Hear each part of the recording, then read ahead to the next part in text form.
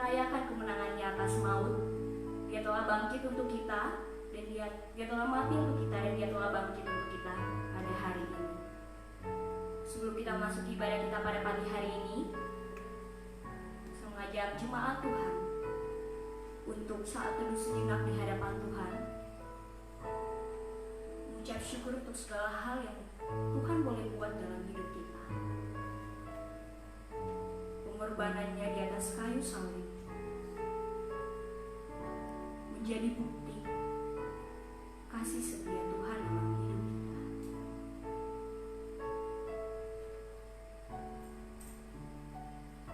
Lebih luas dari samudera,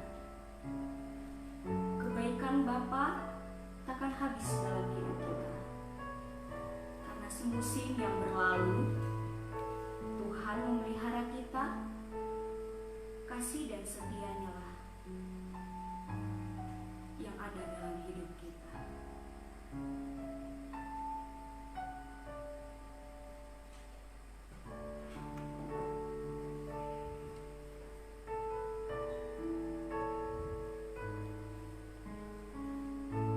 Kita angkat pujian ini. Semusim berlalu, namun Kau selalu pelihara.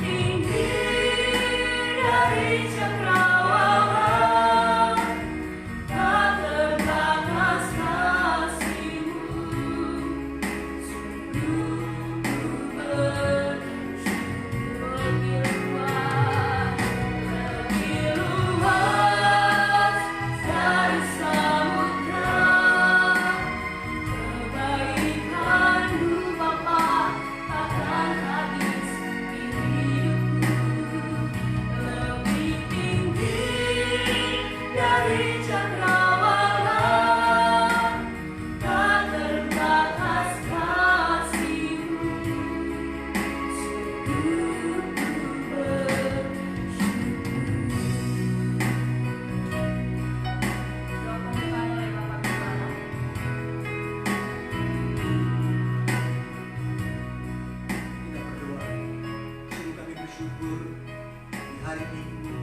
indah ini boleh kembali bersama-sama mengambil bagian di dalam memperingati Tuhan pengorbanan bahkan kebangkitan Yesus Kristus yang heran dalam hidup kami. Terima kasih Tuhan, sungguh Engkau Allah yang luar biasa. Kami percaya hari ini kami boleh bersama-sama berkumpul itu karena anugerah Tuhan. Bahkan saudara-saudara kami jemaat Tuhan yang ada di rumah juga boleh bersama-sama bersekutu, semua karena anugerah Tuhan. Sungguh tidak ada sesuatu pun yang terjadi tanpa pertolongan, tanpa campur tangan Tuhan. Karena izinkan kami sekali lagi untuk dapat membawa hidup kami berada di mesbah Tuhan. Layakkan kami, ampuni segala pelanggaran kami, ketakutan, kekhawatiran kami. Ampuni Tuhan, dan tolong kami untuk sungguh-sungguh memandang kepada Tuhan, sehingga kami tetap ada di dalam pimpinan dan perkenanan Tuhan. Dan Tuhan melayakkan kami untuk tetap hidup di dalam rencana Tuhan, sehingga di dalam masa raya Paskah ini kami dapat sungguh-sungguh mensyukuri kasih Tuhan, rancangan Tuhan yang heran, membawa kami terus melangkah di dalam pimpinan Tuhan, sehingga Tuhan mengizinkan kami untuk mengambil bagian dalam perkara-perkara besar yang Tuhan sedang kerjakan di akhir zaman ini. Terima kasih Tuhan, kami serahkan ibadah kami hari ini. Tuhan pimpin sertai kalau ada pekerjaan kuasa kegelapan yang berusaha melemahkan di dalam nama Yesus yang tolak segala kuasanya. Biarlah Roh Kudus yang memimpin kami semua dan membuat kami dapat terus menikmati kebersamaan ini, dan Tuhan ditinggikan, nama-Mu dimuliakan, kami semua umat Tuhan diberkati. Terima kasih Tuhan, dari awal sampai selesainya ibadah ini kami serahkan hanya di dalam nama Bapa, Anak, dan Roh Kudus. Haleluya. Amin. Puji Tuhan, kita akan terus memuliakan nama Tuhan dari nyanyian Kemenangan Iman nomor 156, Berdiri Karena Yesus. Hai bangkit bagi Yesus, pahlawan salibnya.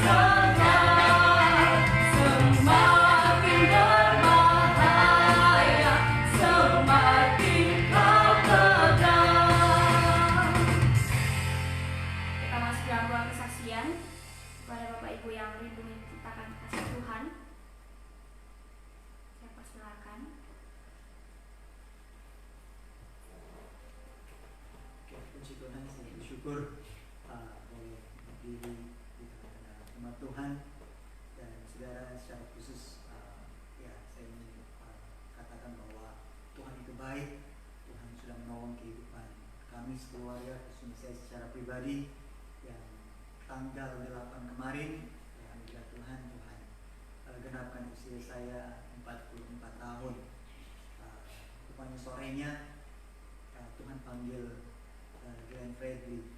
Nah, ini yang menjadi hal yang luar biasa karena kita tidak mengerti kehidupan manusia. Tapi saya bersyukur bukan karena Tuhan itu sungguh hebat.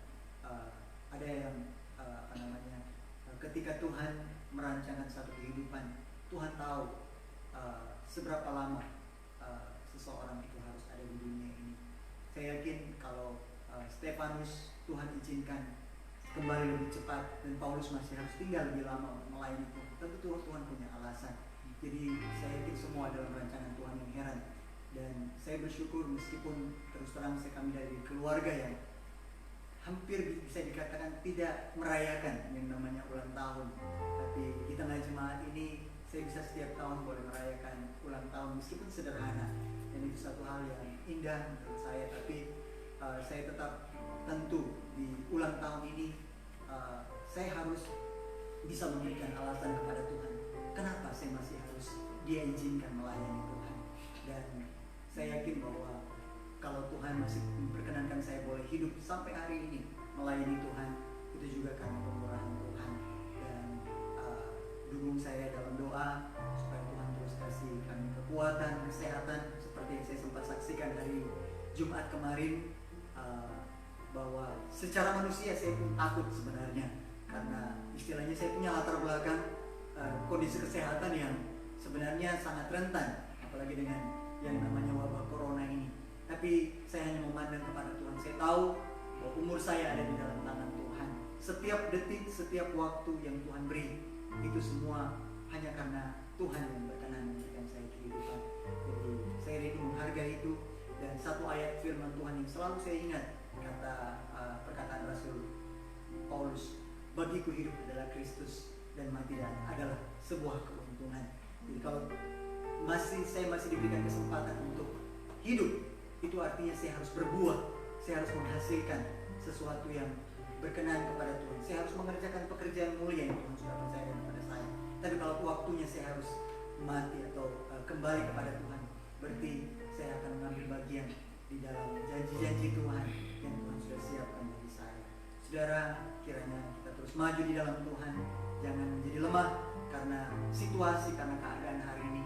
Kita terus setia melayani Tuhan dan semua yang Tuhan masih percayakan, mari kita pakai itu untuk memberikan yang terbaik bagi Tuhan selagi Tuhan masih memberikan kita kehidupan. Amin.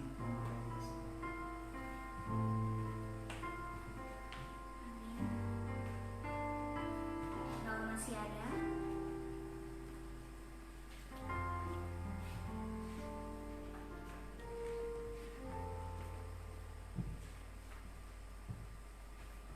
Shalom. Selamat pagi, selamat Paskah kepada seluruh jemaat Tuhan, baik yang ada di gereja maupun yang ada di rumah masing-masing. Kita bersyukur bahwa hari ini Kristus bangkit mengalahkan maut dan kita menang bersama dengan Dia pada hari ini. Namun kita dipisahkan satu sama yang lain karena situasi dan kondisi, tapi janji Tuhan itu ya dan amin, bahwa di mana 2-3 orang berkumpul, aku hadir dan dimuliakan di tempat itu, dan Dia hadir memberkati kita semua. Haleluya, puji Tuhan. Semua jemaat tetap bersukacita, bersorak atas kemenangan yang Tuhan anugerahkan kepada kita. Hari ini saya bersyukur bahwa saya masih ada sebagaimana adanya karena kehendak Tuhan. Hari Jumat Agung kemarin saya sempat mengalami sakit juga, dan ada pikiran, sudah tibakah waktunya untuk saya pulang hari ini? Karena semua tulang kayak diramas. Dan saya berdoa, kalau sudah waktunya Tuhan, kehendak-Mu jadi. Ibu datang berikan saya bubur, saya makan, saya berdoa, dan saya bangun berdoa. Selesai saya berdoa, keringat keluar dan hilang itu penyakit. Saya hanya bilang, Tuhan, saya masih ingin menyampaikan firman Tuhan hari Minggu. Saya menguatkan jemaat supaya tidak takut kepada kematian dan tidak takut tentang kedatangan Tuhan Yesus. Dan saya bersyukur bahwa Tuhan beri kekuatan sampai hari ini. Puji Tuhan. Mari kita bangkit bersama, memuliakan Dia, mengagungkan Dia dalam kebangkitannya hari ini. Ia telah mati dan bangkit untuk kita. Saya mau menyanyi dengan anak-anak saya, memuliakan Tuhan atas kebaikannya. Saya minta sebaik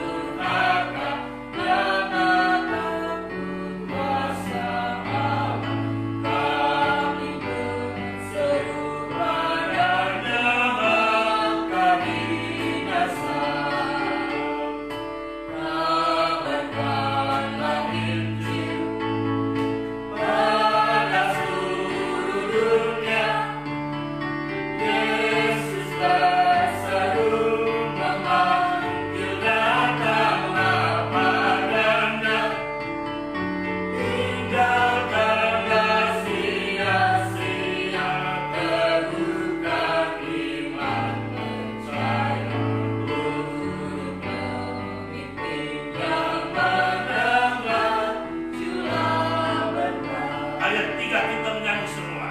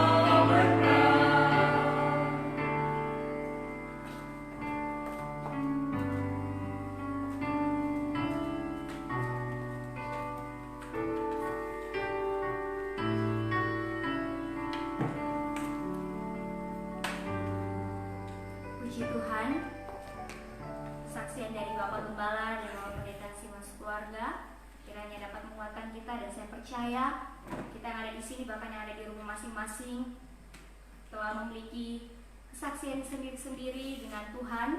Kalau Tuhan boleh berkarya dalam hidup kita lewat pengorbanannya di kayu salib, dan pagi ini kita merayakannya. Untuk itu, saya undang jemaat bangkit berdiri. Kita akan mengucapkan pengakuan iman rasuli kita di hadapan Tuhan.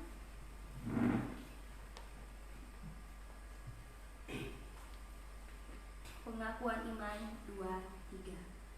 Aku percaya kepada Allah, Bapa yang Maha Kuasa, Balik langit dan bumi, dan kepada Yesus Kristus, Anaknya yang tunggal Tuhan kita, yang dikandung daripada Roh Kudus, lahir dari anak darah Maria, yang menderita di bawah pemerintahan Pontius Pilatus, disalibkan, mati dan dikuburkan, turun ke dalam kerajaan maut, pada hari yang ketiga bangkit pula dari antara orang mati, naik ke surga, duduk di sebelah kanan Allah, Bapa yang Maha Kuasa, dan akan datang dari sana untuk menghakimi orang yang hidup dan yang mati.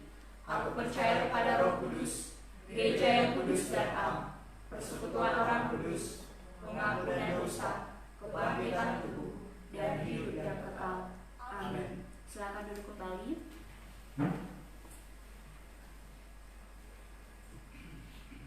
Sebentar kita akan masuk dalam doa syafaat.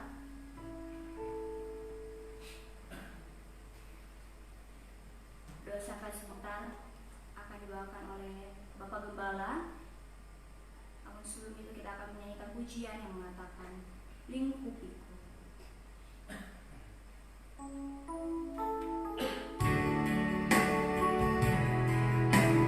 Jiwa kita tenang dalam Kristus.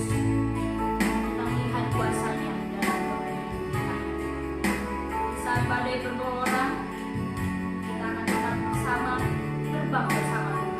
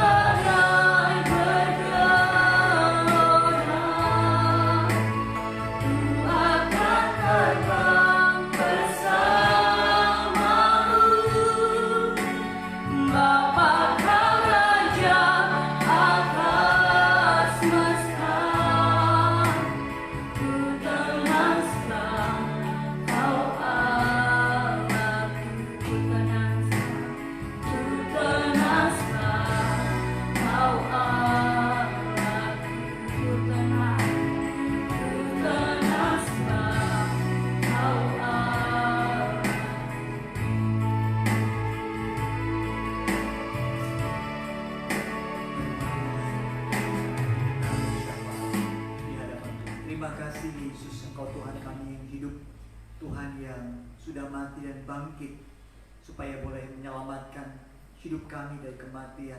Terima kasih Tuhan, hari ini kami boleh kembali bersama-sama merayakan kematian dan kebangkitan Tuhan. Dan kami tahu Tuhan merancakan semua itu karena kasih-Mu bagi kami.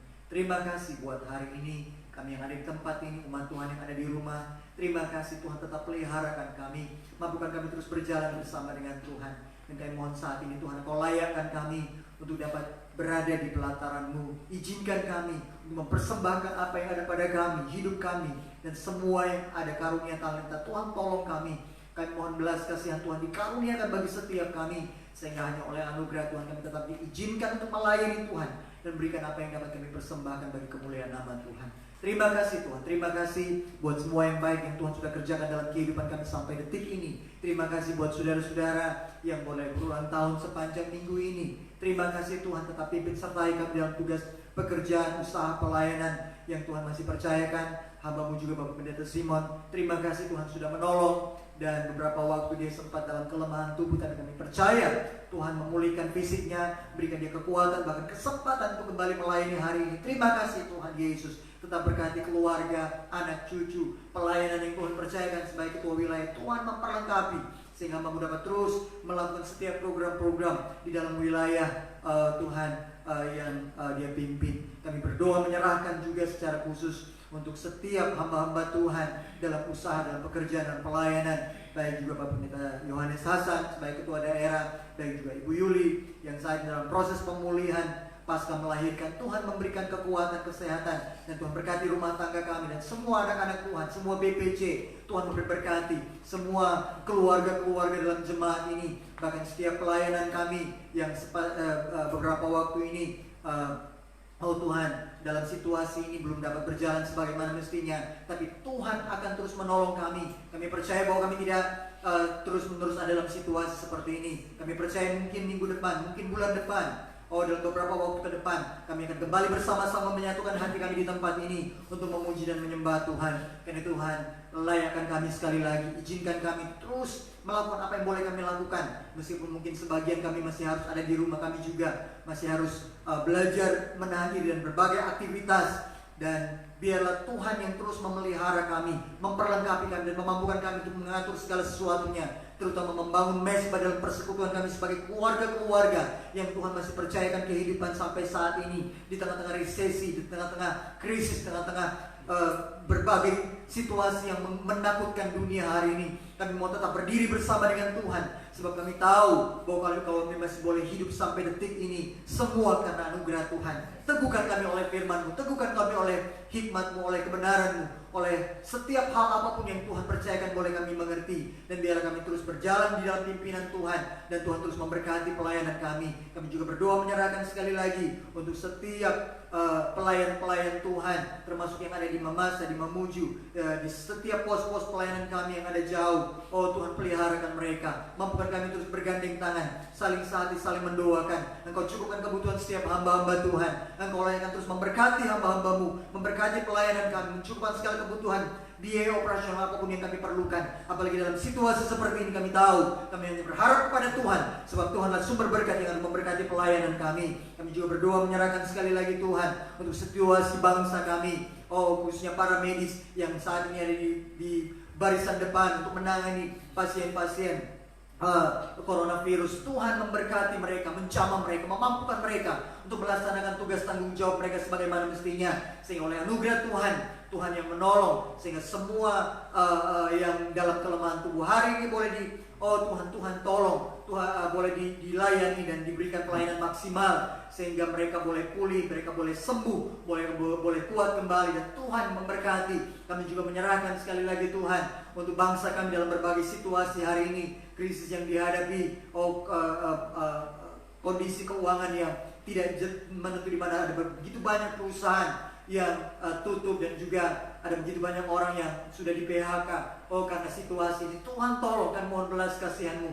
Tuhan bungkusi bangsa kami Berikan hikmat kepada pemimpin-pemimpin kami untuk membuat kebijakan yang terbaik untuk kesejahteraan bangsa kami. Sehingga dalam situasi apapun, Tuhan memberkati bangsa ini. Dan Tuhan yang menjaga bangsa kami, Tuhan menjaga kota kami, Tuhan menjaga masyarakat, warga negara, setiap warga negara, sehingga mereka tetap hidup memandang kepada Tuhan. Tuhan memberikan hikmat kepada Polri TNI untuk menjaga keamanan, ketentraman di tengah-tengah bangsa kami. Mampukan mereka untuk bertindak bijaksana dalam segala situasi, sehingga dapat bersama-sama merangkul setiap warga negara, warga masyarakat untuk bergandeng tangan bersama-sama melalui badai ini. Dan kami akan menang hanya karena kasih karunia Tuhan. Berkati pemimpin-pemimpin kami, baik presiden, wakil presiden, semua pejabat-pejabat tinggi, mulai dari gubernur, wali kota, lurah, camat, dan semuanya, bupati. Tuhan memberkati mereka dan mampukan mereka menjalankan roda pemerintahan, sehingga oleh anugerah Tuhan bangsa kami diberkati, dipulihkan, dan kami boleh melewati masa ini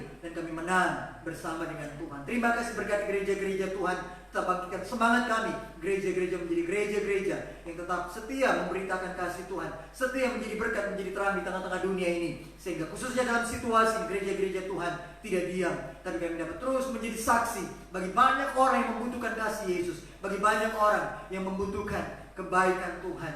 Tuhan pakai gerejamu untuk memberitakan kasih Tuhan, untuk menyatakan kebaikan Tuhan, sehingga setiap orang boleh melihat Yesus yang hidup 2000 tahun yang lalu di tengah-tengah dunia, boleh ada di tengah-tengah dunia ini melalui gereja-gereja Tuhan yang bersaksi, gereja-gereja Tuhan yang menyatakan kasih dan kebaikan Tuhan. Terima kasih Tuhan Yesus. Ini doa kami serahkan pelayanan kami, semua program kami ke depan. Tuhan memberkati, dan kami menyerahkan sekali lagi ibadah kami, hamba-Mu yang Kau pakai untuk menyampaikan kebenaran firman Tuhan.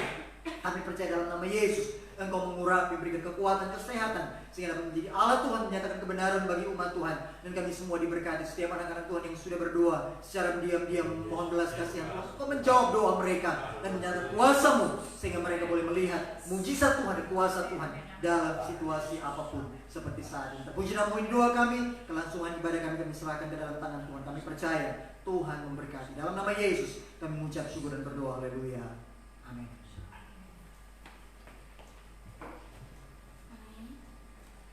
Biasanya kita akan masuk dalam kebenaran firman Tuhan yang akan disampaikan oleh Bapak Pendeta Samuel Randan. Namun sebelum itu, kita akan mengangkat pujian yang mengatakan, Yesus Kau kebenaran yang menyelamatkanku, Kau memberikanku hidup, ku ikuti kehendak-Mu.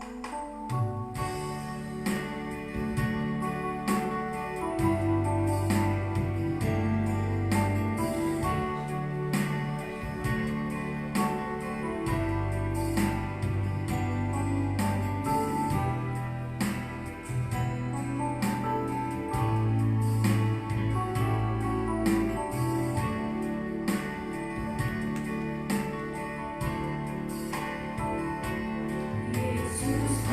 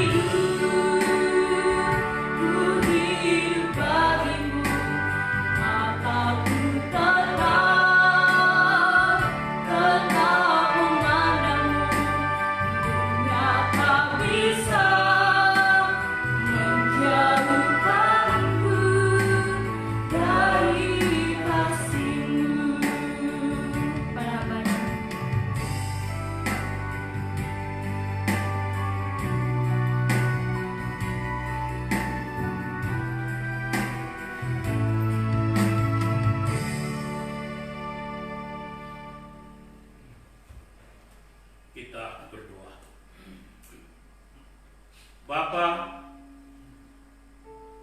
kami siap mendengar sabda-Mu pada hari ini. Karena itu ya Tuhan, hamba persembahkan tubuh, jiwa, dan roh hamba, supaya gunakan sesuai rencana Allah. Seluruh jemaat yang mendengar, urapi satu persatu. Mereka yang ada di gereja, mereka yang ada di rumah mereka masing-masing, urapi dan beri hikmat pengertian pemahaman tentang rahasia Allah yang nyata kepada kami lewat kebangkitan Kristus sebagai Tuhan dan Juru Selamat kami. Kami percaya Engkau hadir di tempat ini. Berfirmanlah ya Tuhan, karena kami siap mendengarnya. Haleluya. Amin. Shalom. Selamat pagi, selamat Paskah kepada seluruh jemaat Tuhan yang mendengar kebenaran pada hari ini, baik yang di rumah maupun yang di gereja. Mari siapkan hati kita. Kita dengar firman Allah. Haleluya. Puji Tuhan. Situasi dunia pasca tahun 2022 ini kembali membayangkan pasca Israel, Yahudi pada waktu mereka keluar dari tanah Mesir. Mereka dari rumah ke rumah mempersiapkan dirinya melaksanakan pasca pelepasan umatnya dari bangsa Israel. Pasca anak domba Allah, pasca Kristen yang kita rayakan sebagai hari kematian dan kebangkitan Kristus. Kita kembali merayakan tahun 2020 ini di rumah masing-masing. Karena kondisi, situasi dunia saat ini, dunia dilanda duka internasional. Kematian di seluruh dunia sangat memprihatinkan, membawa duka secara internasional. Dan sampai saat ini membuat gereja harus bergereja kembali kepada dasarnya. Dasar persekutuan 2-3 orang berkumpul. Puji Tuhan, hari ini saya ingin mengajak jemaat Tuhan kembali memperhatikan tema virus corona telah membawa ketakutan dan kekhawatiran kepada manusia. Ada 2 kekhawatiran yang diakibatkan oleh virus corona. Yang pertama, manusia pada umumnya takut mati. Yang kedua, dengan terjadinya virus corona menjemput jiwa-jiwa dari permukaan bumi ini, sudah boleh dikatakan barangkali sudah 50.000 orang yang telah mati dan akan mati terus-menerus. Dalam berapa waktu kita tidak tahu. Membuat banyak orang bertanya, apakah ini sudah pertanda bahwa dunia akan berakhir? Apakah dunia ini akan berakhir? Kesudahan segala sesuatunya akan tiba dan timbul kegelisahan. Sebelum dunia berakhir akan muncul antikristus yang akan menyiksa manusia. Maka tambah ketakutan manusia. Ada orang berkata, saya mau lari kemana? Saya mau lari ke hutan, saya mau lari ke laut, lari ke luar negeri. Tidak bisa. Kemana harus pergi? Karena itu, berita Paskah GKI tahun 2020 menjawab kedua permasalahan ini. Mari kita buka kebenaran ini. Ada di dalam Wahyu pasal 1 ayat 9 sampai ayat 20. Wahyu pasal 1 ayat 9 sampai 20. Tapi saya tidak akan baca semua. Saya hanya membaca ayat nas yang ditunjukkan oleh pusat kepada kita. Kita baca dalam ayat 17-18. Saya baca ayat 17. Seluruh jemaat Tuhan baik yang di rumah maupun yang di gereja baca ayat 18. Ketika aku melihat Dia, tersungkurlah aku di depan kakinya, sama seperti orang yang mati. Tapi Ia meletakkan tangan kanannya ke atasku, lalu berkata, jangan takut, aku adalah yang awal dan yang akhir. Dengan yang hidup, aku telah mati, namun biarlah aku hidup sampai selama-lamanya, dan aku memegang segala kunci maut dan kerajaan maut. Haleluya. Ini tema Paskah GKI tahun 2020, bahwa aku adalah yang awal dan yang akhir. Tema ini, kebenaran ini disampaikan oleh Yesus Kristus kepada Yohanes di Pulau Patmos. Dan pada waktu disampaikan, Yohanes juga diliputi oleh ketakutan yang luar biasa. Sehingga pada waktu dia lihat, dia dengar suara dari belakang, dan dia balik dan dia lihat Yesus, dan dia tersungkur di bawah kakinya, dan seperti mati rasanya. Rasa mati karena ketakutan. Sehingga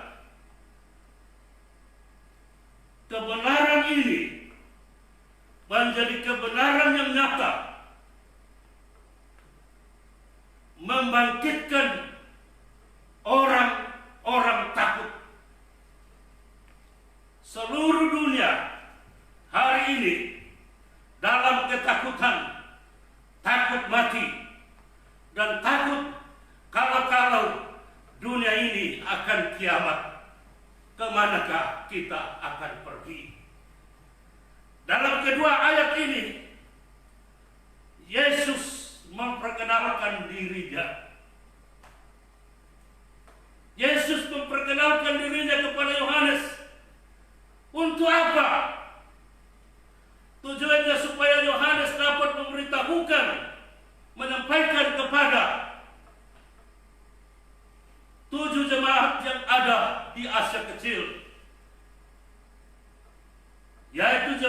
Efesus, jemaat Smyrna, jemaat Tiatira, Pergamus, Philadelphia, Laodikia. Ketujuh jemaat ini berada di Asia Kecil, dan seperti mereka juga ketakutan dan tidak memahami siapakah Yesus yang kita sembah, siapakah Yesus sebagai Tuhan kita, sebagai juru selamat kita. Itu yang tercoret di dalam hati mereka, sehingga mereka ketakutan. Mereka rasa seperti dituduh. Mereka menyembah kepada berhala. Mereka tidak takut. Mereka kira penyembahan jemaat-jemaat Tuhan adalah menyembah kepada Allah yang salah. Karena itu, pada waktu Yohanes ada di Pulau Patmos, kesempatan Yesus memberitahukan kepadanya siapakah Yesus yang sebenarnya. Pertama, Yesus memperkenalkan dirinya sebagai yang awal, yang ada dan akhir. Apa makna nama ini kepada kita sekalian? Aku adalah yang awal dan yang akhir. Artinya beritahukan kepada jemaat-jemaat Tuhan yang ada di Asia Kecil supaya jangan takut. Yesus yang kau sembah sebagai Tuhan dan Juru Selamatmu, Dia adalah yang awal, Dia adalah yang akhir. Dalam arti sebelum segala sesuatu ada, Yesus Kristus itu sudah ada. Dan sesudah Yesus Kristus tidak ada seperti Dia. Tidak ada yang berkuasa seperti Dia. Dia hebat, saudara-saudara. Itu pemberitahuan pertama. Kemudian selanjutnya, Dia katakan sebagai yang awal, aku adalah pencipta segala sesuatu. Dan tidak ada sesuatu terjadi kalau bukan saya yang menciptakannya. Ini harus dipahami oleh jemaat-jemaat, baik jemaat yang di Asia Kecil maupun jemaat-jemaat Tuhan yang ada di seluruh dunia, bahwa Yesus yang kau sembah itu, Dia adalah Allah pencipta. Dia yang menciptakan langit dan bumi, lautan dan segala isinya. Dia juga yang menciptakan surga dan segala isinya. Dia adalah penguasa tunggal. Dia yang memulai dunia ini. Dia juga yang akan mengakhiri dunia ini. Kesudahan dunia ada di dalam tangannya. Itu yang disampaikan, supaya jemaat jangan takut. Jangan takut menyembah kepada Yesus. Jangan takut menyembah kepada Yesus sebagai Tuhanmu, sebagai Juru Selamatmu. Kemudian Ia jelaskan dirinya sebagai pencipta. Ia menciptakan segala sesuatunya. Dan dikatakan pada mulanya adalah firman. Dan firman itu adalah bersama-sama dengan Allah. Dan firman itu adalah Allah. Yohanes pasal 1 ayat 1 sampai 3. Di situ berbicara tentang pekerjaan yang dikerjakan. Ia yang menciptakan segala sesuatu yang ada di dalam dunia ini, termasuk saya dan saudara, termasuk manusia. Dia adalah ciptaannya. Dan waktu Dia menciptakan manusia, sesudah diciptakan segambar dan serupa dengan Dia, Ia menjadikan manusia menjadi makhluk yang hidup dengan cara menghembuskan napasnya ke dalam hidupnya, sehingga manusia memiliki hidup, yaitu hidup yang berasal dari Allah, yang disebut roh Allah. Sehingga roh yang ada dalam diri manusia adalah roh Allah.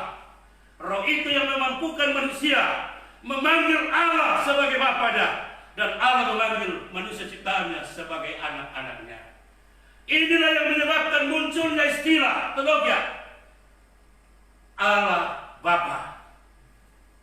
Seluruh umat Tuhan harus tahu bahwa Allah pencipta kita disebut Allah Bapa, karena Ia yang menjadikan manusia menjadi makhluk yang hidup dan memasukkan rohnya ke dalam dirinya, dan roh itulah yang memampukan manusia menjadi anak-anak Allah dan memampukan dia menyapa ya Aba, ya Bapa.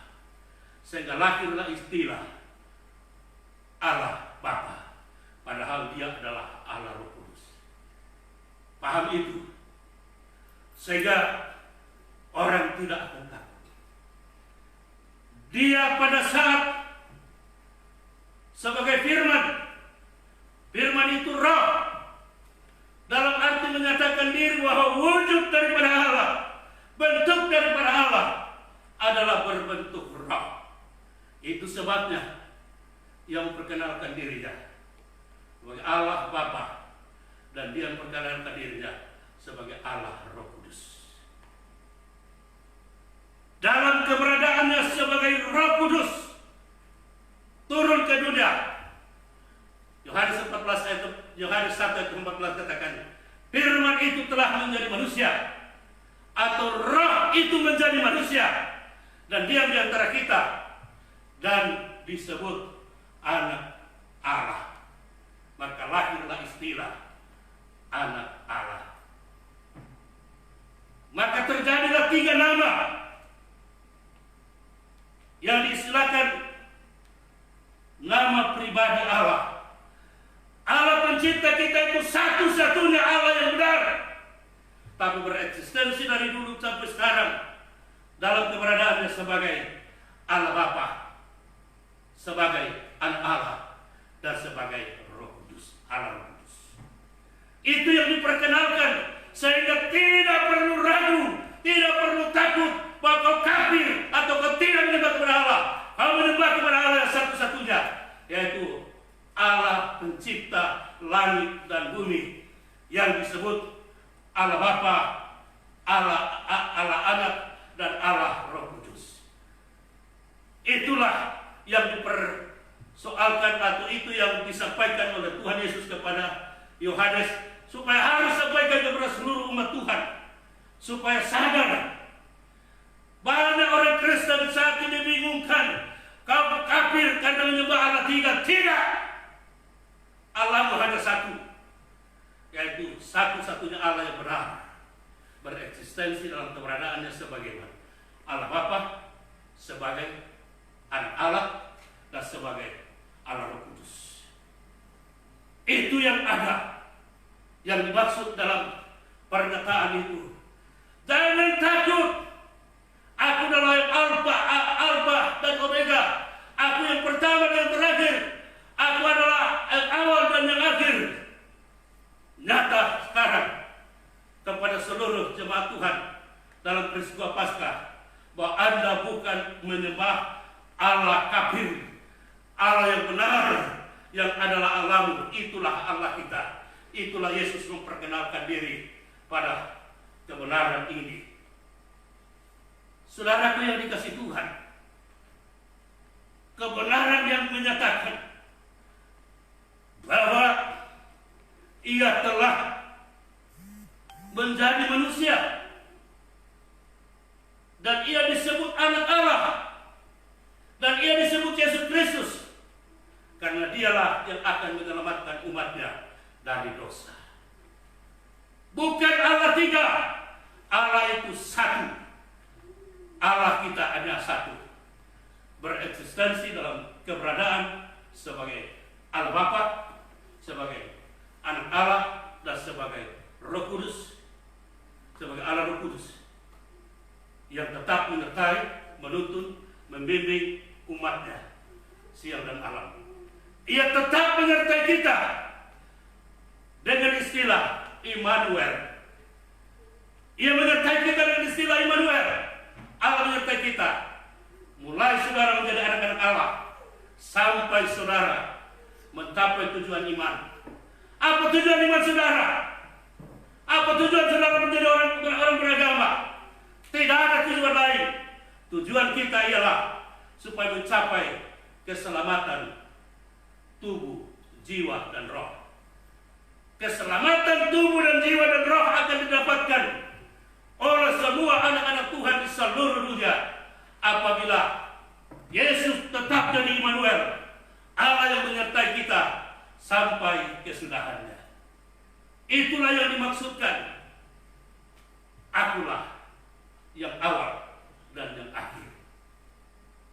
Dan satu kata yang mengungkapkan yang awal dan yang akhir berkuasa mengakhiri dunia, berkuasa menyelesaikan kesudahan dunia.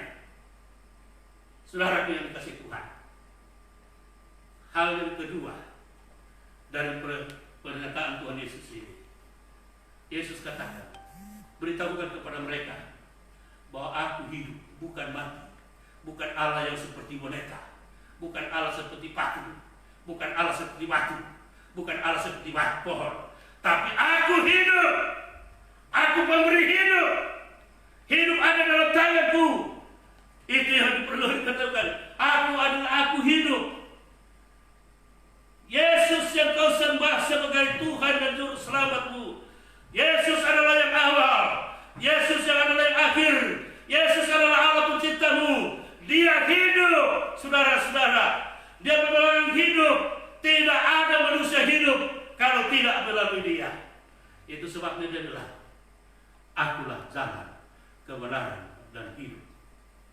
Dia memberikan hidup. Kalau Dia bilang mati, mati. Kalau Dia bilang hidup, hidup. Tidak ada kuasa seperti itu, saudara. Kaisar Potifar tidak juga. Kaisar Konstantin tidak juga. Atau siapa yang terhebat di dunia? Tidak. Yang hebat hanyalah Yesus. Kisah Masih. Saudara yang dikasih Tuhan, kehebatanmu di mana? Yang ketiga, yang kedua, Dia jelaskan, aku hidup. Aku telah mati dan hidup kembali. Apa makna dari semua ini? Dalam arti bahwa Allah pencipta kita telah menjadi manusia dan disebut Yesus Kristus, dan telah mati dan telah hidup. Untuk apa Dia mati? Untuk apa Dia hidup? Bisa baca di dalam Roma pasal 17 ayat 7 sampai 9. Di situ dikatakan, karena untuk itulah Kristus telah mati dan hidup kembali, supaya Ia menjadi Tuhan bagi orang yang mati dan menjadi Tuhan bagi orang yang hidup. Haleluya. Yesus mati untuk saudara yang sudah mati. Yesus mati untuk saudara yang masih hidup, supaya Ia menjadi Tuhan bagi orang mati dan Tuhan bagi orang yang hidup.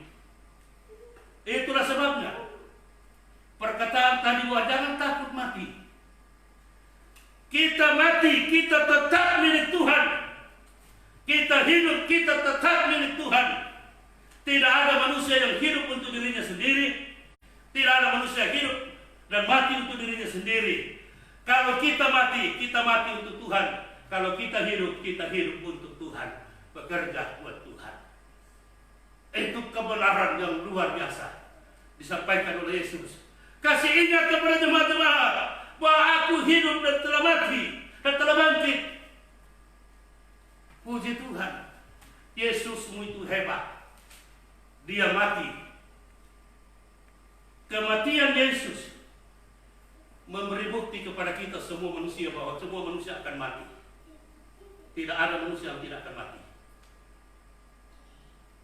Ibrani 9 ayat 27, bahwa semua manusia telah ditentukan untuk mati satu kali. dan dibuktikan melalui Yesus bahwa Yesus mati umur 33 setengah ya 33 tahun. Saya sekarang sudah hampir 60 tahun, sudah lebih dari saya. Jadi kalau saya mati tidak apa-apa nih. Ya. Yesus mati umur 33 tahun setengah. Mengapa mati? Karena membuktikan bahwa hidup di dunia ini hanya hidup sementara. Sementara saja. Dan bangkit kembali membuktikan bahwa ada hidup, ada tempat hidup kekal yang sementara disiapkan. Itu yang dibuktikan oleh Yesus Kristus. Aku telah mati dan aku telah hidup. Puji Tuhan. Waktu dia hidup dan bangkit, katakan, jangan gelisah hati. Aku pergi ke rumah Bapa, menyediakan tempat bagimu. Kalau tempat itu telah tersedia, aku akan kembali membawa engkau ke sana. Di mana aku berada, di situ kamu berada. Haleluya. Ini jaminan hidup. Saudara-saudaraku yang dikasihi Tuhan, bahwa kalau kita sebagai anak-anak Allah tidak perlu takuti kematian. Kalau kau sudah anak Allah, tapi kalau kamu bukan anak Allah, memang harus takut. Saya kasih tahu, kau takut kok, karena memang bahaya. Tapi semua anak-anak Tuhan, anak-anak Allah, jangan kau takut. Yesus telah mati dan bangkit kembali, dan dia sudah naik ke surga. Dia duluan ke sana menyediakan tempat bagiku dan bagimu. Kalau tempat itu telah tersedia, ia akan datang kembali, akan membawa kita ke sana. Itu berarti orang Kristen, anak-anak Tuhan yang mati hari ini, berarti tempatnya telah tersedia. Dia harus segera pergi isi kamarnya di kanan. Kamarnya Pak Gembala itu belum selesai. Itu pesawat tidak belum pulang. Belum selesai. Kalau selesai, hari ini dia pulang. Karena jangan sampai ada yang masuk dalam kamar itu. Itu yang dimaksudkan dalam firman Tuhan. Aku pergi menyediakan tempat bagimu. Kalau ada hamba Tuhan yang takut mati, oh, apa gunanya menjadi hamba Tuhan? Menjadi pelayan Tuhan. Saudaraku yang dikasihi Tuhan, tidak perlu takut.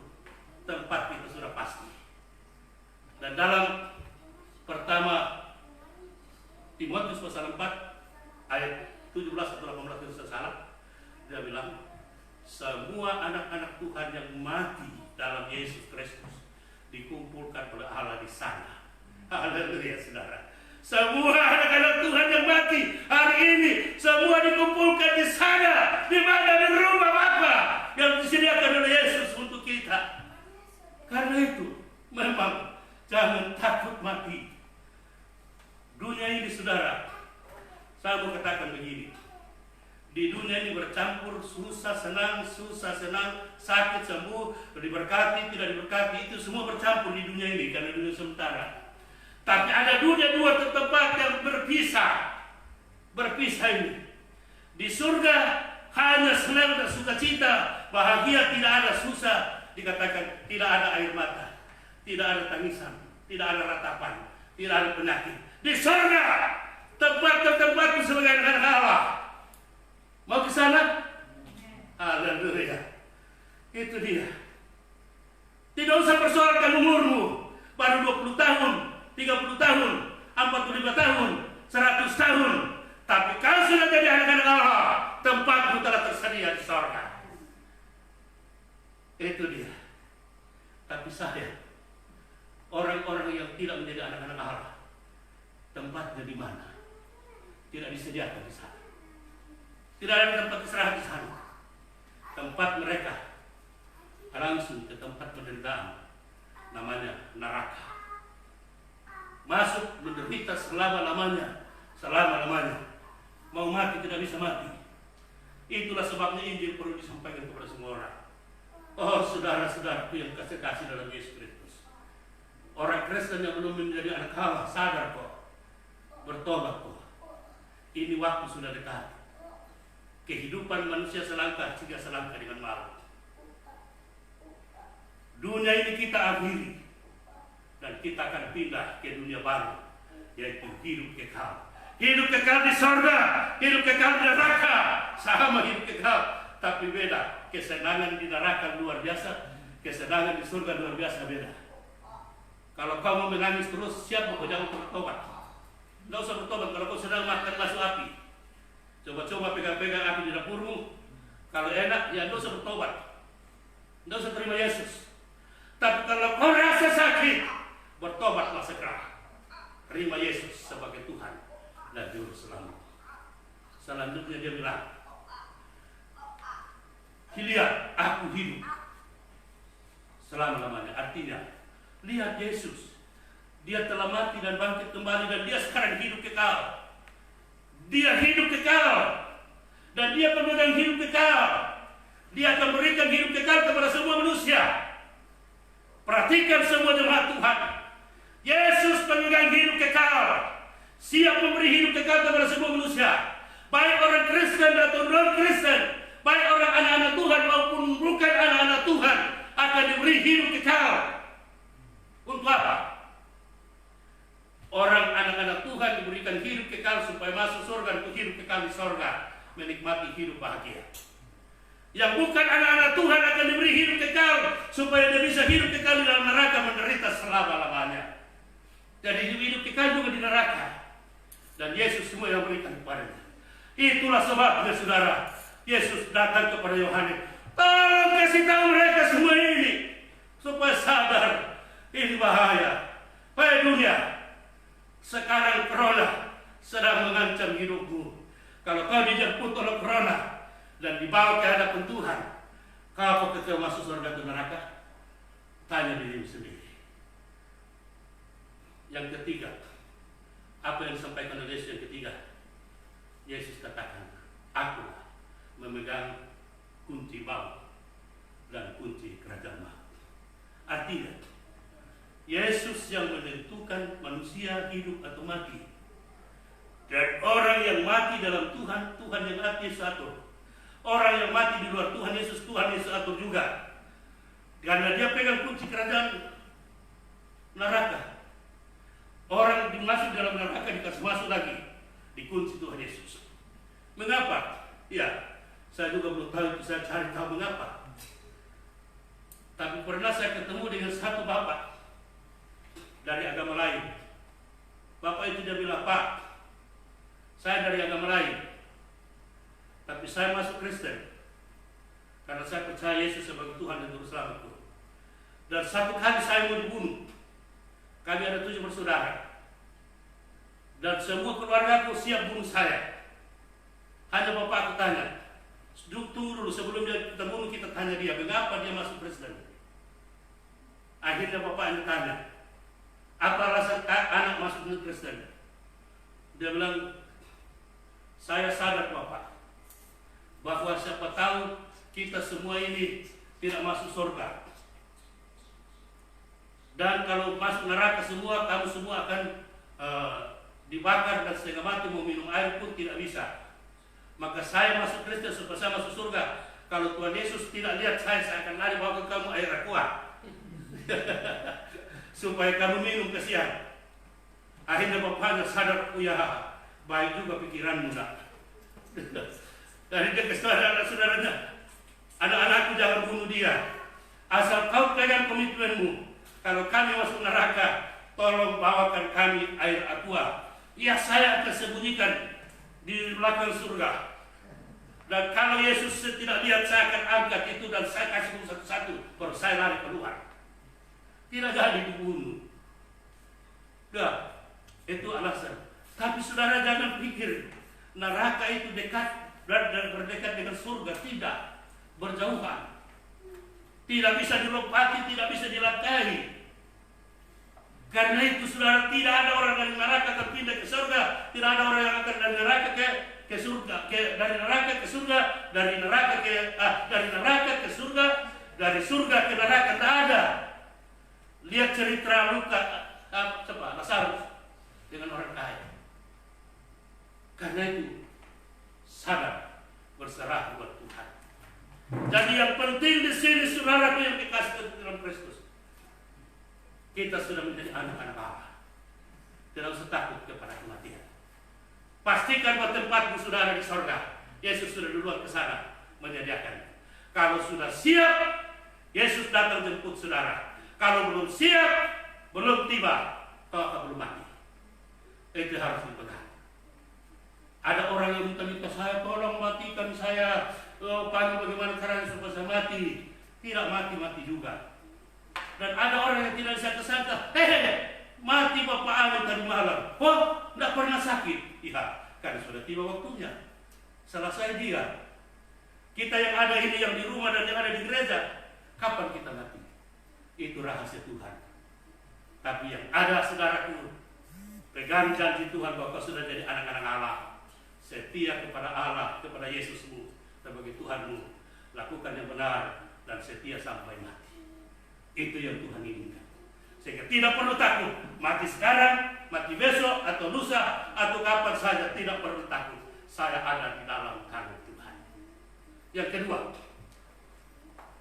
Yesus Kristus.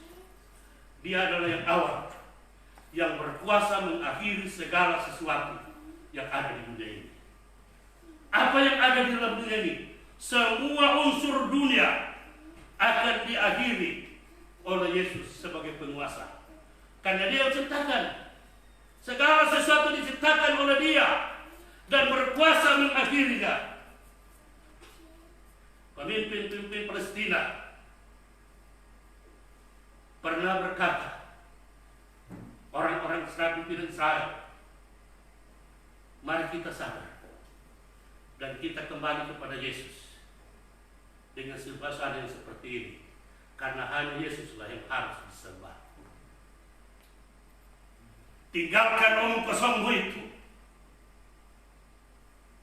Dan sebenarnya semua orang harus tahu bahwa Yesus itu adalah penguasa tunggal.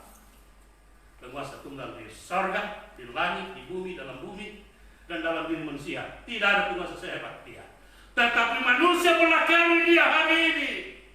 Dan semua orang yang membelakangi Tuhan, firman Tuhan katakan, orang yang mengendalikan manusia terkutuk.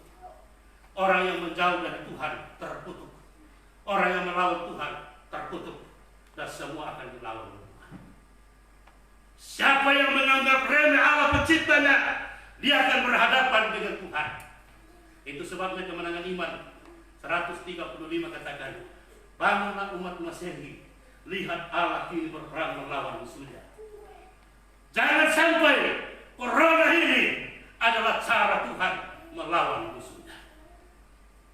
Waspada dengan itu. Kapankah kesudahan dunia ini berakhir? Yesus Kristus adalah yang awal dan yang akhir. Penguasa tunggal untuk dunia ini akan mengakhiri dunia ini dengan caranya sendiri. Tetapi pertama, harus Injil diberitakan ke seluruh dunia. Injil diberitakan ke seluruh dunia dulu sebagai kesaksian kepada semua manusia. Karena Injil akan dipakai oleh Tuhan untuk mengadili semua manusia. Oh, saudara yang kekasih dalam Yesus Kristus, ini alasan sehingga Yesus belum tiba. Ia mau supaya Injil kerajaan Allah didengar semua orang. Karena semua orang akan dihakimi, akan diadili dengan Injil kerajaan Allah. Siapapun Anda. Orang Toraja bilang, Anda orang Ketora atau tidak ada Toramu, sama akan diadili oleh Tuhan. Orang yang punya jabatan, punya pangkat, punya gelar, Anda akan diadili oleh Yesus dengan Injil kerajaan Allah. Karena itu, pada waktu Yesus mati, 3 hari lamanya dikubur. Tubuhnya dalam kuburan dan rohnya pergi ke kuburan memberitakan Injil. Memberitakan Injil kepada semua roh-roh orang yang sudah mati, yang tidak mendengar Injil, supaya pada waktu pengadilan sebentar, Injil akan dipakai mengadili semua orang. Itu dia. Saudara boleh baca di dalam pertama Petrus pasal 3 ayat 19 sampai pasal 4 ayat 16. Di situ tegas Injil berbicara. Injil akan dipakai mengadili semua orang. Semua orang akan bertemu dengan Tuhan Yesus di hadapannya. Dan Yesus akan bertanya pertama, apakah engkau dengar berita Injil di dunia? Bahwa Yesus, bahwa Allah pencipta langit dan bumi telah menjadi manusia yang disebut Yesus Kristus. Dan kau tahu bahwa Yesus telah mati dan bangkit kembali menjadi Tuhan dan Juru Selamat dunia? Ini pertanyaan. Kalau orang yang pernah dengar pasti dia jawab, sudah pernah. Yang kedua, pertanyaan yang kedua, apa kau terima Yesus, terima Allah sebagai Allah yang telah menjadi manusia dan telah mati dan telah bangkit kembali menjadi Tuhan dan Juru Selamat, menjadi Tuhan dan Juru Selamatmu? Bagaimana jawabanmu? Kalau dia jawab ya, puji Tuhan, tidak bisa disembunyikan di hadapan Tuhan. Dan yang ketiga, Yesus akan tanya, kau sudah terima dia? Apa kau setia sampai mati di dalam Yesus Kristus? Jawab pertanyaan ketiga ini, pertanyaan dasar untuk pengadilan. Siapa jawab ya, tidak bisa disembunyi dan dia pasti masuk surga. Siapa tidak tahu jawab, mungkin dia jawab kau dilempar ke neraka. Itu persoalan saudara. Sehingga Injil harus didengar. Percaya atau tidak percaya, sudah ada dasar buat saudara untuk diadili. Ada pegangan kita, ada jaminan buat kita. Yang kedua, di dalam Wahyu pasal 7 ayat 3, di situ dikatakan, pembinasa atau pengrusak bumi telah siap, tapi dicegah karena belum selesai dipasangkan meterai Allah pada hamba-hamba Allah. Sebelum hamba-hamba Allah dimeterai dengan meterai Allah, kedatangan Tuhan Yesus belum bisa datang. Karena itu di-stopkan dulu, sehingga Injil diberitakan, orang-orang mendengar Injil dan menerima Yesus sebagai Tuhan dan Juru Selamatnya, dan diberi Roh Kudus masuk dalam dia, dan Roh Kudus ada dalam dia sebagai meterai Allah dalam dirinya. Itu yang kedua. Oh saudaraku yang kekasih dalam Yesus Kristus, untuk apa diberi meterai? Tujuan kita diberi meterai oleh Allah untuk dipersiapkan melawan antikristus, melawan manusia durhaka. Manusia durhaka, orang-orang yang memiliki anak Allah akan mengusir dia. Mereka diberi kuasa oleh Yesus Kristus untuk mengusir setan-setan dan iblis. Itu kedua. Orang yang memiliki meterai Allah dipersiapkan untuk diangkat ke atas awan-awan. Dipersiapkan untuk diangkat ke awan-awan, untuk mengikuti pesta nikah anak domba di Allah di udara. Dan sesudah pesta nikah anak domba di udara akan turun ke dalam dunia ini, memerintah selama 1000 tahun di dunia. Itulah sebabnya perlu dimeterai dengan meterai Allah bagi anak-anak Allah. Siapa dia anak-anak Allah yang akan dimeterai? Semua orang yang menerima Yesus sebagai Tuhan dan Juru Selamatnya, diberi kuasa menjadi anak-anak Allah, dan diberi kuasa menjadi memiliki Roh Kudus, dan menjadi jaminan sebagai meterai Allah yang menjadikan dia hamba-hamba Allah. Siapa dia? Saya, saudara, dan semua orang Kristen di seluruh dunia. Kita diberi hak sebagai anak-anak Allah. Kita diberi hak sebagai hamba-hamba Allah yang dipersiapkan untuk diangkat ke atas awan-awan sebentar. Oh, saudaraku yang dikasih dalam Yesus Kristus. Karena itu, jemaat Tuhan, saya mau katakan kepada saudara, periksa dirimu. Jangan sampai kau tidak terangkat sebentar ke atas awan-awan. Karena itu janji Tuhan. Yang ketiga, sesudah peristiwa orang sudah dimeterai menjadi milik Allah, banyak orang akan murtad. Ini yang parah. Banyak orang akan murtad. Murtad artinya tinggalkan Yesus dan pergi menyembah kepada berhala. Akan banyak terjadi nanti. Itu terjadi pada waktu peristiwa penderitaan dimulai. Pada Matius pasal 24 ayat 9 sampai 13 atau 12 kalau saya terhalang, di situ dinyatakan banyak orang akan murtad karena kasih mulai berkurang. Penganiayaan, penyiksaan, penyesatan, antikristus, dan Yesus palsu muncul dan sebagainya. Sehingga banyak orang Kristen akan menyangkal Tuhannya. Banyak pendeta akan tinggalkan jabatannya sebagai pendeta. Dan banyak pendeta akan murtad dan tinggalkan Yesus sebagai Tuhan dan Juru Selamatnya. Oh saudara-saudaraku yang kekasih dalam Yesus Kristus. Saya coba buka akhir zaman. Selama ini saya belajar. Saya cari tahu di mana posisi corona dalam akhir zaman. Tampaknya tidak ada. Tetapi yang ada, bahwa itu ada di dalam 2 Tawarik pasal 7 ayat 13. Kalau Tuhan melepaskan penyakit sampar akan membunuh manusia di dunia, celakalah manusia. Jadi virus corona ini adalah penyakit sampar bakteri yang mematikan. Tanda hukuman daripada Allah, tanda pengadilan daripada Allah kepada semua manusia. Karena manusia tinggalkan Tuhan, manusia jahat. Karena itu saudaraku yang dikasihi Tuhan, dalam menghadapi corona sekarang ini, hampir-hampir orang Kristen mulai murtad. Dalam menghadapi corona hari ini, banyak orang Kristen mulai kerdil dengannya, mulai takut mati. Kalau kau tidak di dalam Tuhan, saudaraku, saudara yang di rumah, biar kau bersekel ada di dalam tempat yang paling pilih yang terakhir, tetap akan kesana itu corona akan jemput Anda. Tapi kalau kau tidak di dalam Tuhan, itu bahaya. Akan banyak orang murtad, saudara.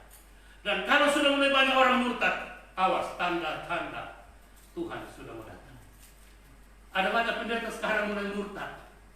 Ada banyak menjadi raja mulai murtad. Ada banyak anggota jemaat mulai murtad. Tinggalkan Yesus. Bagaimana caranya supaya kita tidak murtad? Baca pertama yang kedua Korintus pasal 13 ayat 5. Ujilah dirimu sendiri. Apakah tetap tegak di dalam iman? Selidiklah dirimu sendiri. Apakah kau yakin bahwa Yesus ada di dalam dirimu? Sebab kalau tidak demikian, kau tidak akan tahan uji. Oh saudaraku, jemaat kekasih Tuhan, maukah Anda selamat? Maka Anda selamat. Pertahankan imanmu. Sebelum dunia menguji imanmu, uji imanmu dulu. Apakah tetap tegak di dalam iman? Bagaimana caranya supaya tegak di dalam iman? Tegak artinya tidak bimbang, tidak khawatir, tidak takut. Tetap tegak dalam iman. Percaya bahwa Yesus itu Tuhanku. Yesus itu Juru Selamatku. Yesus itu tabibku. Yesus itu Immanuelku. Yesus itu penebusku. Itu baru bisa kuat imanmu, saudara.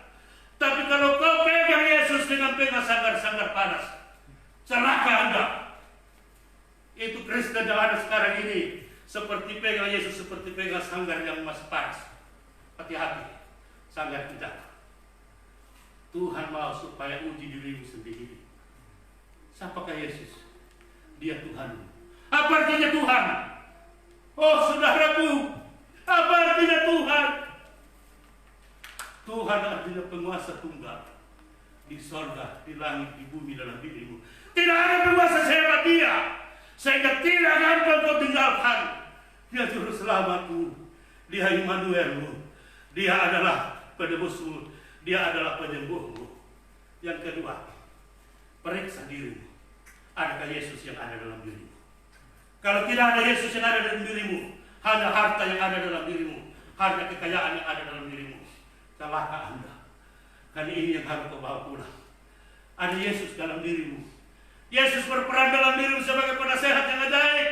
Yesus ada dalam dirimu sebagai Allah yang perkasa, sebagai Bapa kekal, sebagai Raja damai yang menyertai kau. Sehingga kalau dua hal ini, Anda pasti tidak akan murtad kalau datang ujian menguji dirimu. Haleluya. Itu faktor yang ketiga. Sekarang kita masuk kepada tuntutan yang ketiga untuk mengakhiri dunia, yaitu ketiga, keempat, orang-orang yang menahan antikristus harus disingkirkan. Sebelum antikristus bekerja, orang-orang ini harus disingkirkan dari dunia. Dalam kedua Tesalonika pasal 2 ayat 7 sampai 9, ayat 6 sampai 9, di situ berbicara jelas bahwa sebenarnya antikristus sudah bekerja. Manusia durhaka sudah bekerja, tapi tidak bisa bekerja secara bebas karena masih ada yang menahan dia. Siapa yang menahan dia? Yang menahan dia adalah Roh Kudus yang ada di dalam bait Allah dan ada di dalam anak-anak Allah yang ada dalam diri saudara. Itu luar biasa, saudara. Itu sebabnya saya katakan tadi, jangan takut tentang antikristus, jangan takut kepada manusia durhaka, karena Anda diberi kuasa menghadapi dia. Kalau kau Kristen yang benar, hadapi dia bersama dengan Roh Kudus. Dan selama Roh Kudus masih ada, Roh Kudus itu di mana tinggal? Roh Kudus ada di dalam bait Allah, dalam gereja. Itu sebabnya saya katakan, jangan samakan rumahmu dengan gereja. Gereja ditetapkan untuk tempat Roh Kudus ada. Rumahmu ada Roh Kudus ada atau tidak? Hanya jangan sampai roh berkelahian saja dalam rumahmu. Ada Roh Kudus tinggalkan akan bahaya. Yang kedua, Roh Kudus itu ada di dalam diri anak-anak Allah. Kalau kau anak-anak Allah, Roh Kudus ada di dalam diri. Dan selama anak-anak Allah dan selama Roh Kudus ada, antikristus tidak berani. Dia hanya bekerja secara rahasia. Anak buahnya antikristus banyak, saudara. Berapa banyak? Sepertiga malaikat di sorga yang bekerja di dalam dunia itu namanya roh jahat. Sekarang mereka sementara bekerja secara rahasia di seluruh dunia. Dan boleh jadi yang membuat orang banyak mati ini adalah pekerjaan antikristus secara rahasia. Mengajarkan, menyesatkan, membujuk, menyakitkan orang. Dan satu ajaran yang paling menakutkan dari antikristus, bahwa semua manusia di dunia akan diberi tanda anak-anak. Siapa tidak memiliki tanda anak-anak tidak bisa berjual dan tidak bisa berbelanja. Siapa tidak memiliki tanda anak-anak akan disiksa, dianiaya, dan dibunuh. Penyiksaan yang luar biasa kalau orang tidak memiliki tanda anak-anak. Sekarang orang Kristen dengar dan hatinya kerdil, mulai takut. Dan dia katakan, saya masuk hutan. Jangan, di hutan ada iblis. Di gua ada iblis, di laut ada iblis, di langit pusat kerajaan iblis. Mau lari kemana? Tidak bisa, saudara. Dan bagaimana caranya? Hanya caranya sadar, percaya firman Allah. Jangan percaya ajaran-ajaran salah. Antikristus sebarkan ajaran sekarang ini. Tahun ini dia akan kuasai dunia, tahun ini dia akan kuasai dunia, dia akan bikin begini, dia akan begini. Tapi tidak, saudara. Firman Tuhan katakan, dia tidak berani selama masih ada anak-anak Allah, selama masih ada Roh Kudus, karena takut diusir. Yesus memberi kepercayaan kepada anak-anak Tuhan. Usirlah iblis dalam nama Bapa, dalam nama Yesus Kristus, dan dia akan lari. Tunduklah kepada Allah dan lawanlah iblis, maka dia akan lari. Hai anak-anak Tuhan, di mana imanmu? Saya telah buktikan. Banyak orang bawa ke rumah yang dirasuki setan. Biasa baru ada di pagar di belakang jajan. Apalagi kalau saya sudah pegang tangannya, dia berteriak. Karena saya yakini saya adalah anak-anak Allah. Roh Allah ada dalam diri saya. sudah ribuan orang ditolong Tuhan dalam pelayanan saya. Saya lihat bahwa memang benar Allah memberi kuasa kepada anak-anaknya. Hanya anak-anaknya kurang iman sehingga tidak berani melawan iblis. Padahal kita diberi kuasa. Saudara yang dikasih Tuhan, antikristus atau manusia durhaka akan memulai pekerjaannya dari gereja, dari bait Allah. Dia akan masuk ke dalam bait Allah dan dia akan turun dalam bait Allah dan katakan, akulah Allah, sembahlah aku. Itu pertama kedua Tesalonika pasal 2 ayat 4, ayat 3 dan 4 berbicara tentang ini. Manusia mengatakan begitu, tapi tidak bisa.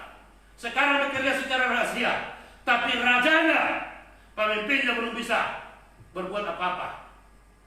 Karena apa? Masih ada Roh Kudus yang menahan dia. Apabila tiba saatnya Roh Kudus diangkat, anak-anak Allah diangkat, pada ayat yang ke-7-8 pertama 2 Tesalonika itu diangkat, malaikat Tuhan akan turun menyembunyikan sampai kalah, dan orang-orang mati dalam kuburan yang mati dalam Yesus akan hidup kembali. Dan sesudah hidup kembali, orang-orang yang masih hidup yang anak-anak Tuhan akan diangkat bersama dengan dia ke atas awan-awan. Oh saudaraku, kita akan diangkat dalam awan-awan, mengadakan pesta nikah anak domba Allah di utara. Inilah tujuan kita. Kita akan ada di sana. Untuk apa adakan pesta nikah anak domba? Untuk pembagian jabatan di dalam kerajaan 1000 tahun di depan. Jadi semua orang saleh, semua orang Kristen yang benar, semua orang percaya di seluruh dunia akan diangkat ke atas awan-awan. Malaikat Roh Kudus turut diangkat, firman Tuhan turut diangkat, semua terangkat. Dunia kosong dengan kuasa Allah. Saat itu, sementara pesta nikah anak domba dilaksanakan di udara, antikristus masuk ke dalam bait Allah dan duduk di dalam dan berteriak, akulah Allah, sembahlah aku. Dan semua manusia di dunia mulai menyembah dia. Sesudah menyembah dia mulai bekerja. Semua manusia diberi cap anam-anam pada dahinya dan tangannya sebagai lambang milik iblis. Semua orang yang tidak diangkat ke awan-awan akan diberi tanda anam-anam. Semoga saudara yang mendengar, kau diangkat ke atas awan-awan nanti. Karena itu kebenaran ini sangat penting. Pada waktu orang-orang tidak akan diperkenalkan untuk berbelanja, tidak akan diperkenalkan untuk menjual kalau tidak memakai angka anak-anak. Saat itu dunia dikuasai oleh antikristus, dunia dikuasai oleh manusia durhaka. Semua orang yang tidak terangkat ke surga tinggal menghadapi antikristus. Sehingga orang beriman, anak-anak Tuhan, saya katakan jangan kau takut menghadapi antikristus. Kau sudah diangkat. Itu yang masalah. Kau sudah tidak ada. Itu masa yang sukar. Yang kedua, mereka akan bekerja selama 7 tahun lamanya. Selama pesta nikah anak domba dilaksanakan di udara, saat itu antikristus tetap bekerja. Tetapi karena antikristus bekerja secara luar biasa, secara ganas, secara dahsyat, sehingga Tuhan lihat dari pesta nikah anak domba, wah, bahaya antikristus ini. Kalau tidak segera dihentikan, ia akan menghabiskan manusia di dunia. Semua manusia akan mati semua. Sehingga genap 42 bulan, 3,5 tahun, Yesus turun ke dunia. Inilah dia. Yesus turun ke dunia. Waktu Yesus turun ke dunia, memberhentikan antikristus, memberhentikan manusia durhaka, sehingga diberhentikan. Dan Yesus membunuh manusia durhaka itu dengan napas yang keluar dari mulutnya. Dan iblis diikat dan dimasukkan ke dalam jurang maut. Itu peristiwa saudara. Itu sejarah yang akan terjadi. Sehingga saya katakan, saudara yang diangkat bersukar juta lah kau sudah selamat. Tapi mereka kasihan yang tidak bertobat betul-betul akan menghadapi 777. Apa itu 77? 77 artinya 77 bala petaka. 7 meterai Allah dan 7 sangkakala Allah dan 7 cawan Allah, murka Allah akan terjadi selama antikristus berada.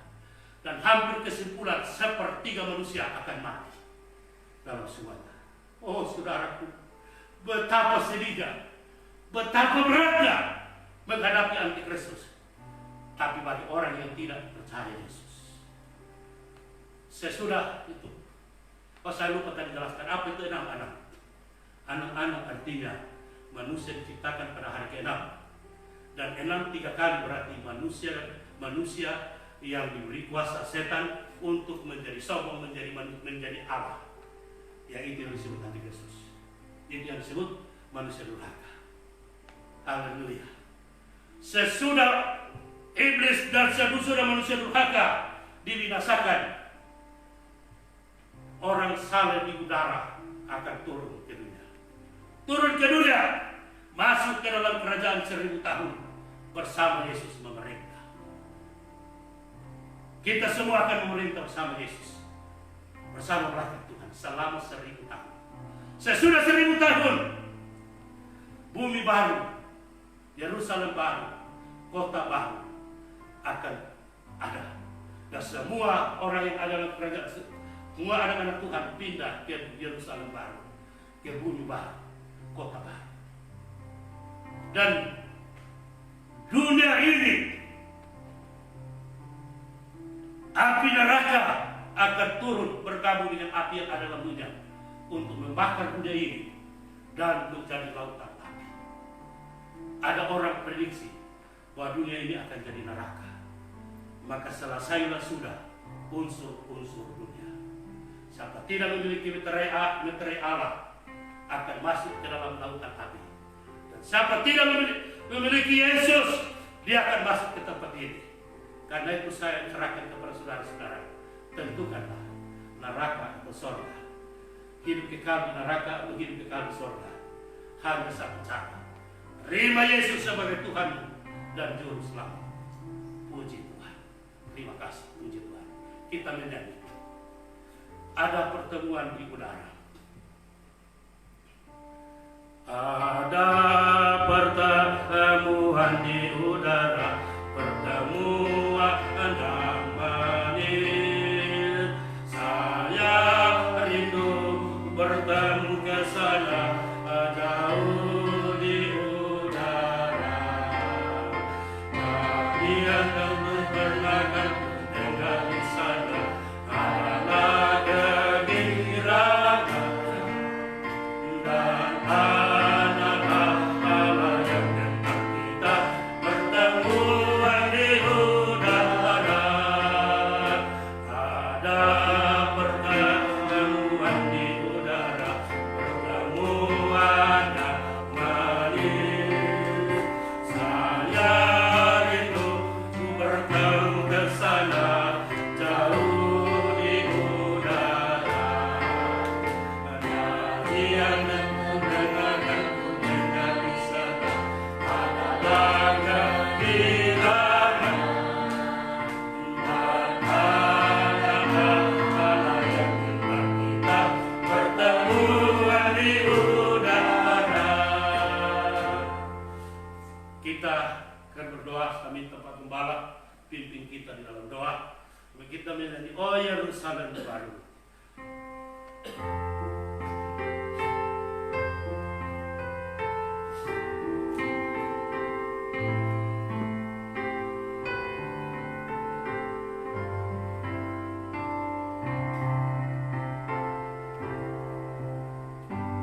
Oh Yerusalem, kota mulia, hatiku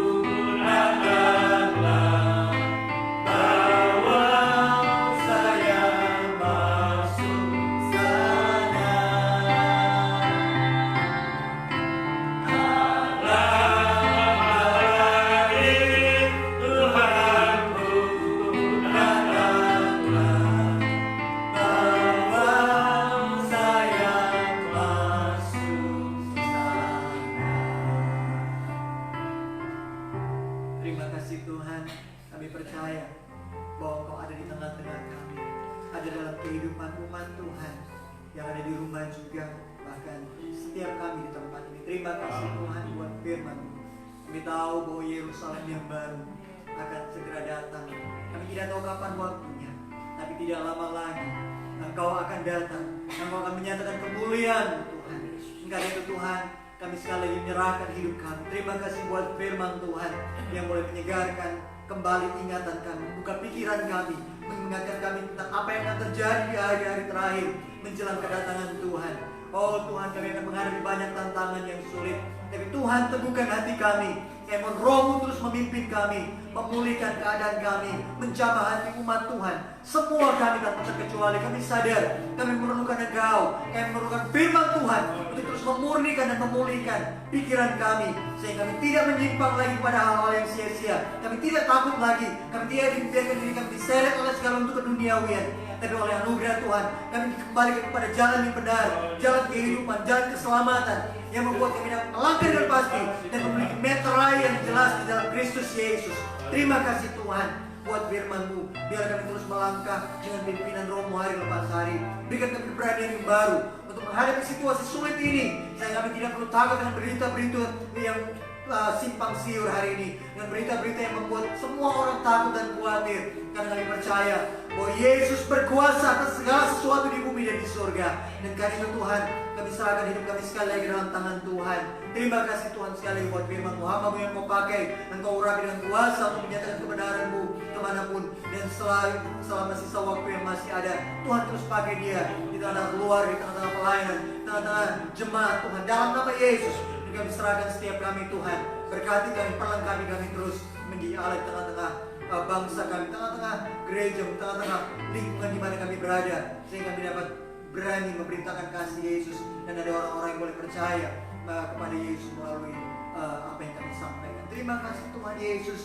Kami serahkan hidup kami percaya kuasa Tuhan dinyatakan dalam setiap langkah kami. Sungguh-sungguh menyerahkan hidup kami ke dalam tangan Tuhan. Di dalam nama Yesus yang berdoa, kami percaya Tuhan memberkati umat. Haleluya. Amin.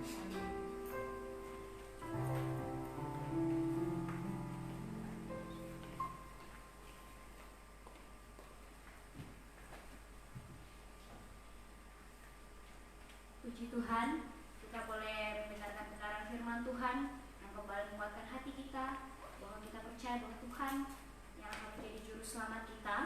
Dia adalah awal dan akhir. Untuk itu, sebagai tanda ucapan syukur kita di hadapan Tuhan, kita akan memberikan korban syukur kita. Kita akan menyanyikan pujian dan nyanyian kemenangan iman. Kalau bunyi sangkakala.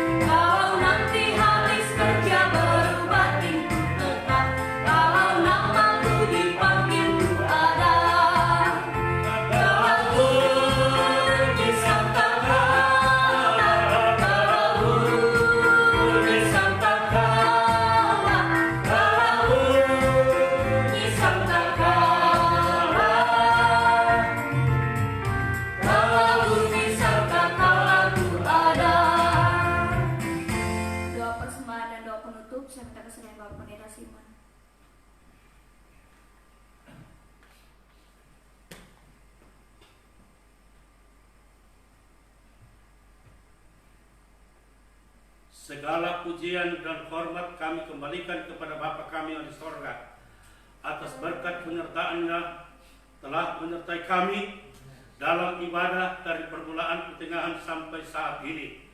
Kami telah mendengar firman-Mu dan kami telah memberi persembahan kami.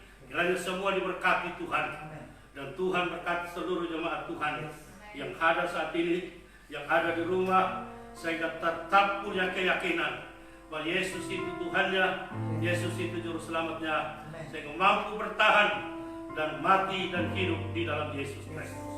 Itulah harapan kami.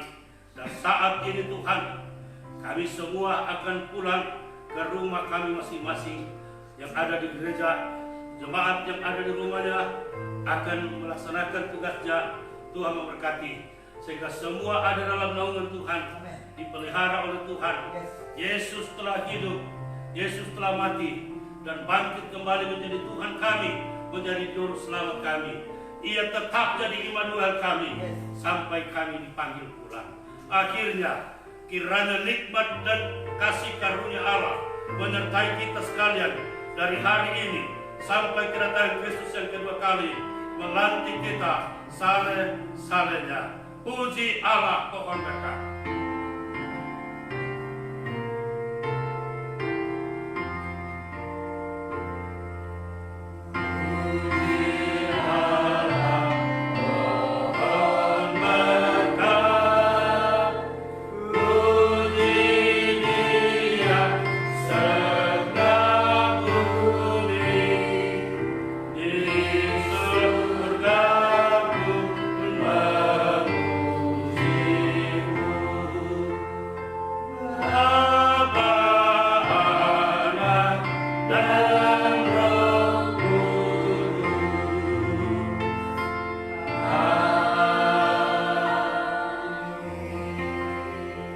Amin.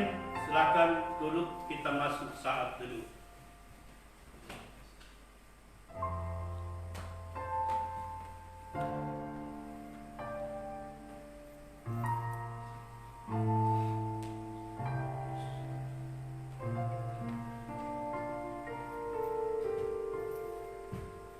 Saudara, sebelum kita berpisah dari tempat ini, beberapa pengumuman singkat buat kita.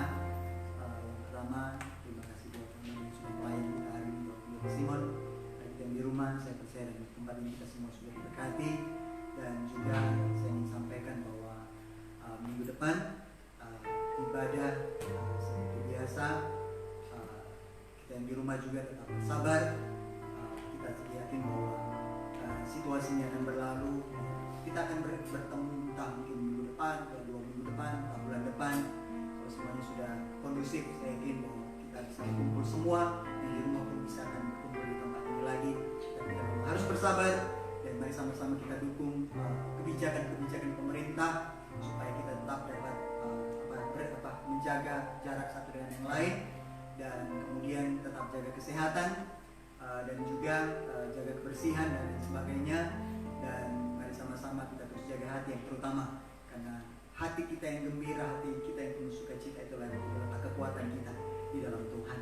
Dan minggu depan saya sendiri yang akan melayani dalam ibadah minggu depan. Mudah-mudahan ada BPJ yang bisa bantu pimpin pujian, kita atur itu. Terus dalam doa untuk hari Jumat, mari kita terus saling mendoakan meskipun dari rumah tidak apa-apa.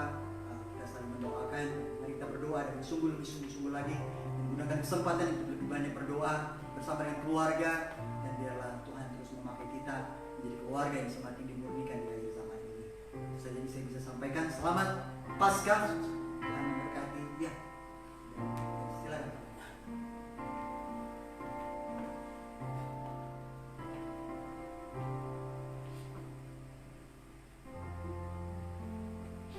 Iya. Selamat Paskah kepada seluruh anggota Jemaat Pameran Raya, baik yang ada sekarang maupun yang ada di rumah. Yang saya mau pesankan kepada saudara-saudara, biar saudara di rumah kalau ada masalah hubungi kami, hubungi Pak Gembala, hubungi staf, dan hubungi saya. Kita doakan kalian, jangan tinggal diam. Ya, Kalau ada jemaat yang tidak tahu apa yang kamu buat, tanya Pak Gembala ayat apa yang saya mau baca. Imanmu mati kalau kau tidak baca firman dan tidak berdoa. Karena itu saya sarankan kepada seluruh anggota jemaat supaya setiap jemaat hubungi gembala, hubungi kami hamba-hamba Tuhan, mendukung kamu dalam doa. Kurus khusus bagian kesehatan yang menghadapi langsung dengan corona. Jangan kau hadapi corona dengan kesehatan tubuhmu sendiri, tapi harus hadapi dengan kesehatan rohani. Semua kita hadapi kesehatan tubuh dan kesehatan rohani. Kesehatan rohani dalam doa, dalam baca firman, dalam memuji Tuhan. Tingkatkan persekutuan dengan Tuhan di rumah. Jangan sampai ada yang tidak pernah berdoa karena saat kayak bebas. Kau dikejar iblis itu. Ya, bapak-bapak yang tidak pernah dulu berdoa dengan istri dan anak, ibu-ibu yang tidak pernah dulu berdoa dan memuji Tuhan hanya sibuk di dapur. Oi, corona jemput kau celaka. Tujuan kamu di rumah menurut pemerintah supaya berdoa, beribadah, baca firman. Yang tidak tahu apa yang kamu baca, tanya gembala. Tanya kami hamba-hamba Tuhan, ada telepon. Tidak usah datang di rumah kami, tapi telepon. Kau sakit, jangan diam. Telepon dan kami doakan. Tuhan pasti sembuhkan. Itulah saran saya kepada seluruh jemaat Tuhan. Saya merasa berbeban, saudara. Karena itu saya ingatkan. Terima kasih. Selamat Paskah. Tuhan berkati kita. Amin. Demikianlah pengumuman yang telah disampaikan. Ibadah kita telah selesai. Tuhan Yesus memberkati dan selamat Paskah.